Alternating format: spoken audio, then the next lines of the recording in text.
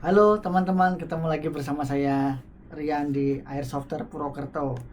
Kali ini saya akan membahas satu unit MP5 lagi, ya. Tidak bosan-bosannya MP5, tapi ini MP5 yang berbeda karena seperti yang saya jelaskan sebelumnya, MP5 itu ada banyak ragamnya ya. Ada MP5A1, kemudian ada MP5A2, MP5A3, MP5A4, MP5A5, kemudian ada MP5K, MP5N ya, Navi. Nah, jadi yang saya bahas kali ini adalah MP5 model soft mode. Soft mode ya. Jadi MP5K soft mode. Seperti apa bentuknya? Sebelum saya buka, ini dusnya. Nah, merek dari Jinggong Works. Ini lumayan berat ya. Dusnya sih menurut saya eksklusif. Kalian mau lihat. Kemudian dari samping kanan kiri made by Jinggong Hong Kong. Kemudian di sini ada warningnya, dipakai digunakan umur 18 tahun ke atas, dapat menyebabkan injury ya. Jadi berhati-hati dalam menembak karena dapat menyebabkan kerusakan mata atau injury atau cedera. Kemudian bacalah buku petunjuk manual. Nanti ada petunjuk manualnya di sini. Oke, langsung saja kita buka teman-teman. Ya, seperti biasa kita taruh di bawah. Ini masih recycle sih, tapi bisa dibuka. Ini ada warningnya ya, yang saya ucapkan tadi, saya sebutkan eksklusif. Oke, ada shooting targetnya juga. Kalau kalian mau coba-coba nembak-nembak di jarak-jarak dekat ya. Kemudian di dalamnya ada apa aja sih? Ini dusnya tebal teman-teman, pelindungnya tebal. Ini yang menarik teman-teman. Ini jarang saya dapatkan di yang lainnya ya. Saya nggak tahu kenapa ini bisa ke bawah. Jadi yang satu ada baterainya 1100. Walaupun sebenarnya kebanyakan baterai seperti ini nggak bisa dipakai atau jarang sekali dipakai, tapi ini irit karena kita tidak perlu membeli lagi. Jadi baterai yang lain masih bisa dipakai buat unit kita yang lain, AIK kita yang lain. Ini ada baterainya teman-teman, masih Tamiya ya, Tamiya konektor karena standar. Kemudian ada contoh BB-nya 0,2, ada 200 butir, lumayan. Ada chargernya udah pasti karena ada baterai, otomatis ada chargernya. Ini jangan sampai hilang karena ini modelnya juga Tamiya. Kemudian unitnya yang pasti, kita ambil unitnya aja nih. Kayaknya sih harus dibongkar. Buat buka ini harus dibongkar. Bener kan? Kita cek langsung. Dan ada cleaning rodnya teman-teman. Cleaning rod ini buat bersihin inbar. Ini ada bonusnya nih, cleaning rod. Lumayan. Jadi bisa dipakai. Karena kemarin banyak yang tanya, Om ada cleaning rodnya enggak? Karena biasanya dipakai buat membersihkan. Oke, cukup kita taruh di bawah. Saya ada ini, kita coba sekalian ya. Cuma kayaknya nggak kuat karena ini cukup berat teman-teman. Nah, yang menarik ini mic-nya ini sangat kecil, mini ukurannya. Ini nggak tahu bisa menampung berapa nih. Kapasitasnya katanya sih 100 round. Model kerek ya. Tapi ya kita tahu kalau mic MP5 termasuknya murah lah. Dijual di pasaran ada yang 150-an, ada model mid cap, atau 250 udah yang model bagus. Gitu teman-teman. Coba kita pasang di sini. Tidak jadi teman-teman karena posisinya dia tidak bisa dipakai. Coba dari sini. Lumayan lah. Walaupun semi keangkat nih, takut patah.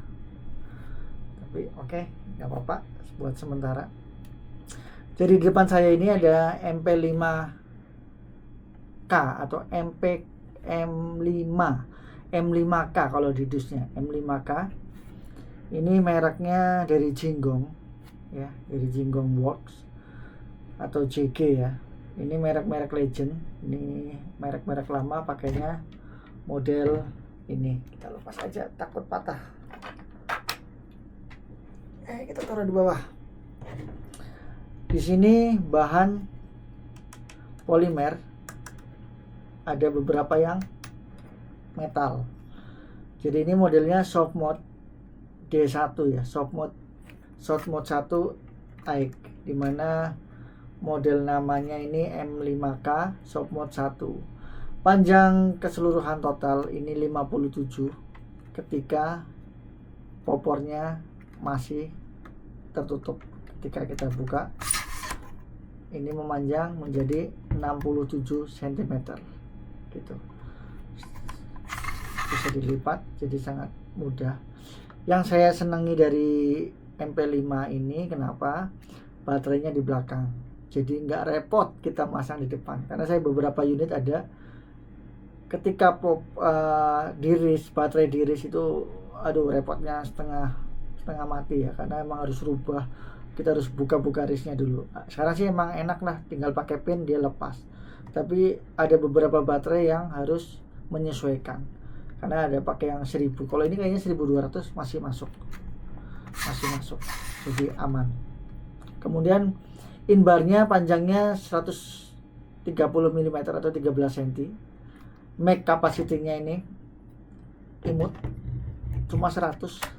Kalau saya sarankan seperti biasa beli mag lagi teman-teman. Itu ya. Ini bahannya plastik, tapi kokangannya metal kayaknya sini. Metal. Ini ada penutupnya tadi warna oranye ya. Buat orange tip penutup ini.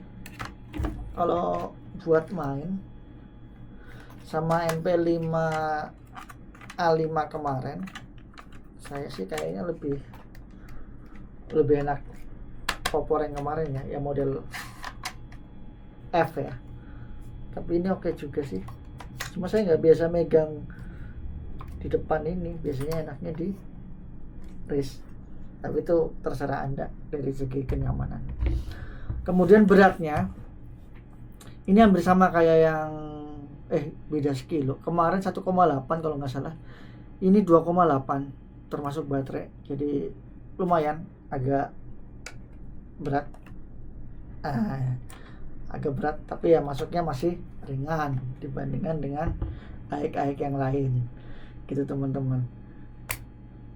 FPS-nya termasuknya kecil, maka perlu di-upgrade sih. Ini sekitar 300-an, pakai 0,2 pengaturannya ya. Kemudian ini 1:1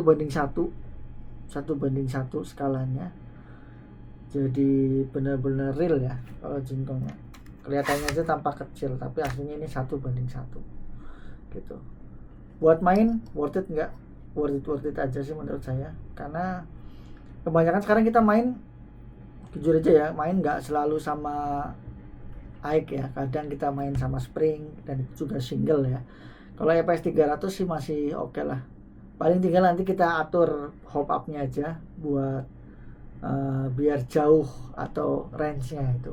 Tapi dengan ya inbar yang ukuran 13 cm sih kayaknya kita nggak bisa berbuat banyak, karena ini memang unit keperuntukannya untuk CQB. Itu lihat. Tuh, dari segi kanan kiri oke lah, menurut saya sih masih oke. Bagus, tinggal tambahin rel aja. Nah, seperti biasa ini nggak ada rel, perlu rel tambahan. Terus yang lain-lain kayaknya sih udah cukup ya, nggak ada yang perlu dibahas lagi.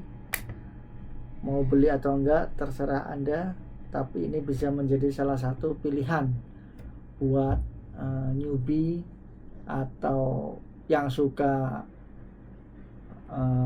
unit secondary. Ini bisa dipakai karena masih masuknya ringan, tapi ya lumayan sih, 2,8 kilo ya gitu teman-teman.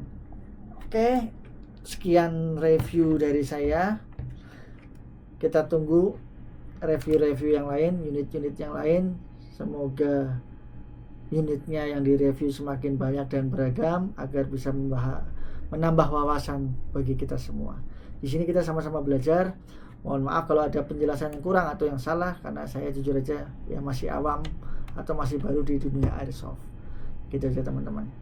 Silakan komen, share, like, dan jangan lupa subscribe di Airsofter Purwokerto biar saya bisa lebih berkembang lagi.